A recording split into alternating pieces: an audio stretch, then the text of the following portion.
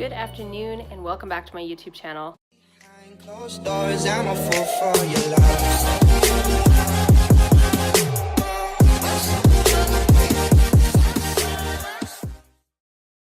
I am here at beautiful Big White Ski Resort. Craig and I are here on a vacation. It's a staycation really for us. Big White is just about an hour outside Kelowna. If you're new here, my name is Melissa Sharp. I'm a snowboarder and I talk about personal development and my concussion experience.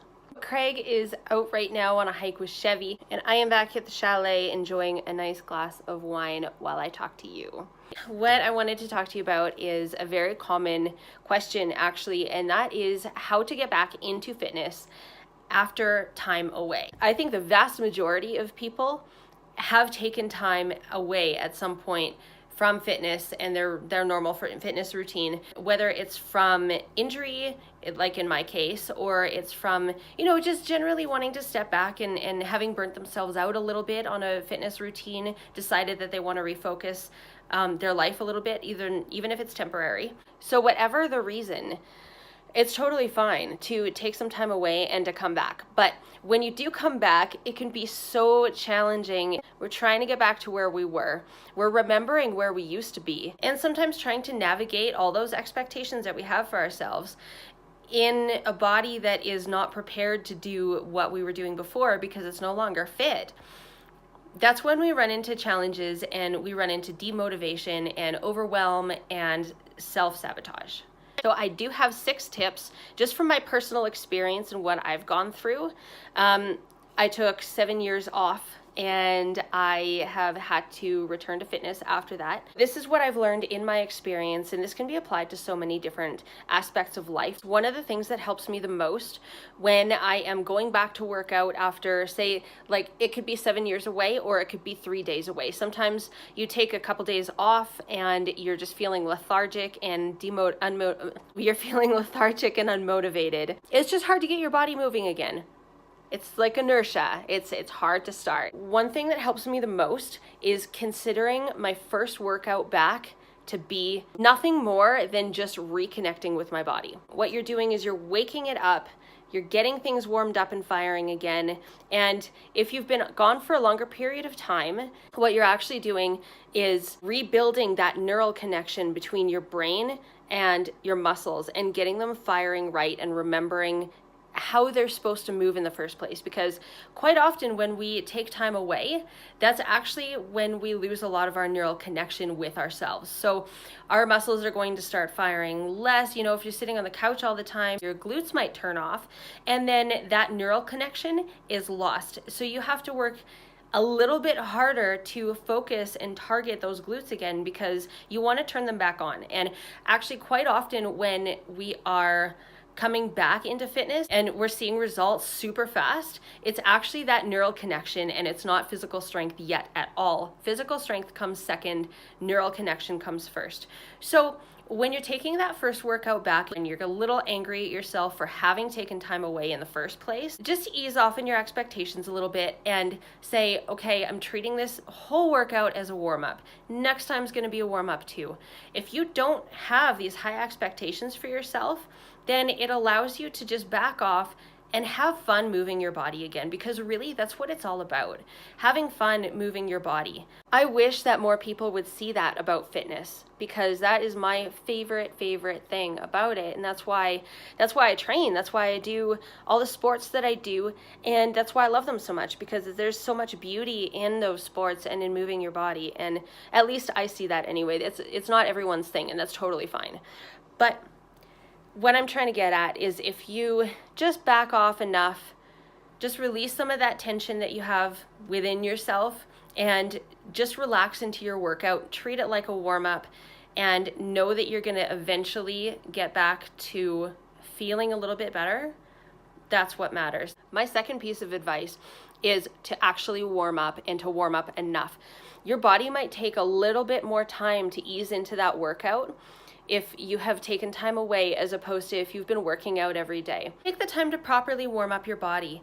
Just again, ease into your workout that day, just like you were easing into your workout regime long term. Go easy and take your time. If you're feeling like you're stiff and hesitant and your body's not reacting very well, keep warming up. You don't want to walk into the gym and crank your workout from 0 to 100. You warm up, you warm up, you warm up, and then when you're like just about here, you're going to feel limber and you're going to feel like your body is maybe ready to do a little bit more intensity. Don't just jump into it and force your body to do things that it hasn't done in a while. It's okay to warm up and it's okay to have a lighter workout. So again, you're easing into things. My next tip is to know that you can get back to where you were before. You've been there once, you can get back there again. Yes, the process is going to be long, but please don't beat yourself up for having lost any progress that you had before. That's an illusion. Life is always moving forward and you have all the time that you need to get back to that. And on that note, it's better to start today and to start making those little baby steps that you need to get back to that long-term goal, rather than just sitting there and saying, I really wish that I had never lost that and I can't believe where I am right now. You can get back there. You just need to make a plan. You need to put a system in place and you need to break that down into doable enough steps that you can execute them every single day. So again, coming back to expectation, don't expect to be at 100% right off the bat, but please don't beat yourself up for that either. You may be starting at 1%.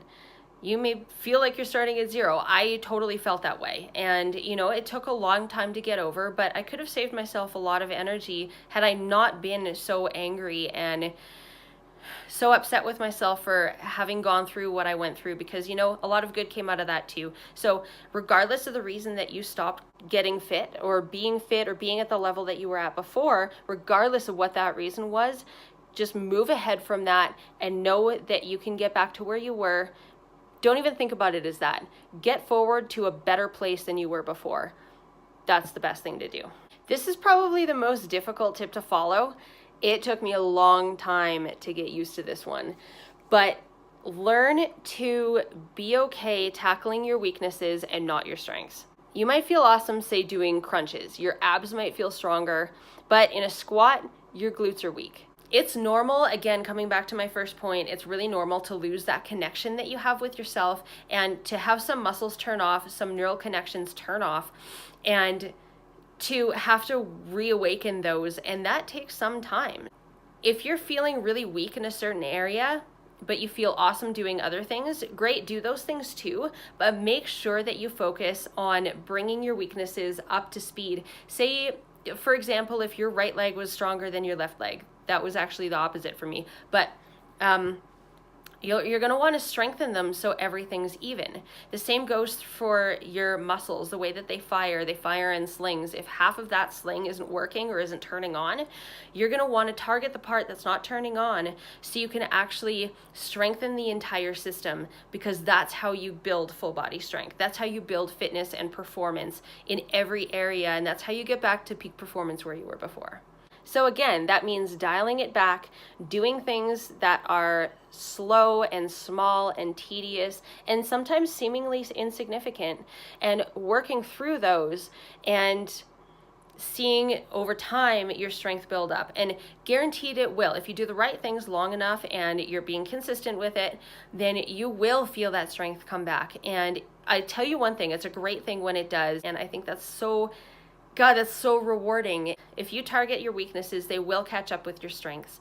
And although it feels really shitty in the beginning, eventually it's going to even out and you're going to be a better, stronger person for it. Last but not least, and this ties everything together, focus on progress and not perfection. It's so easy, again, to sit there and say, well, this wasn't perfect, this wasn't perfect, this wasn't perfect, and you can nitpick yourself right apart. It's so easy to do. Please don't do that. You deserve better. So what I would recommend is to make each step quantifiable. Just focus on each little baby step. Say you want to be able to do a squat unassisted. Yes, maybe eventually you would like to get back to a strength training competition or something like that. But first things first. When you accomplish that goal, that baby step of doing that squat, then you can move on to the next thing. Don't sit there unable to do an unassisted squat and just feel sorry for yourself because you're not perfect. Nobody's perfect. And trust me, you can be so far from perfect and super, super happy with where you're at and the progress that you've made, but you have to focus on the progress. If you haven't made any yet, that is okay. You will. Just keep doing the right things consistently, and then you'll get there. Because I was at a place where I was feeling so weak and like I would never be able to come back to where I am now. I thought I'd never have strength again. I thought I was beyond repair. I never want any of you to believe that you're stuck in a certain place, unable to make changes. You can change. It's all about making those little baby steps and making them small enough that they're doable, and then you will build up over time. You're building discipline and you're building progress and you're building momentum, and you will eventually pull yourself out of that hole. It's just the bottom is very slow, and that's okay. So whatever challenge you're going through right now, if you feel like you used to be fit and you're not, and you really want to get back into it but you're not, so you're just holding yourself in this place, just move forward. All it takes is a tiny, tiny, tiny, tiny step. And if you want suggestions with steps, I can help. If you want suggestions with ways to move forward, just message me. I know a lot of people are holding themselves back and feeling stuck. So that is the best way that I know how to get out of it. And just know that it is doable. Everything's doable.